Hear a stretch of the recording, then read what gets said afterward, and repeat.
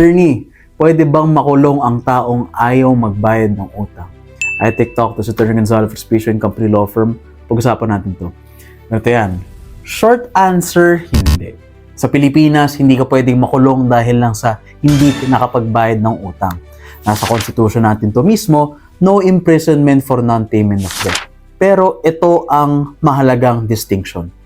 Kung ginamit niya ang panloloko para pautangin mo siya, halimbawa, nagsinungaling siya tungkol sa pera niya, gumawa ng kwento para ka ma-convince, no? Nag-fake ng documents or may intention na manloko mula sa simula pa lang, ayan, pwede na maging estafa.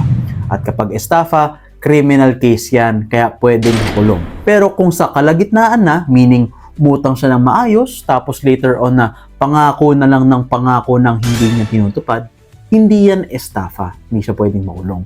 Civil case lang ang remedy dyan para singilin siya. So, sa madaling salita, hindi makukulong sa simpleng utang. Pero kung may panloloko from the start, ibang usapan na yan, pwede nang estafa. Pero kung promises lang, pero walang fraud, civil liability lang. Kaya tandaan, hindi porket ayaw magbayad, kulong na agad. Stay informed, know your rights, and follow for more legal tips.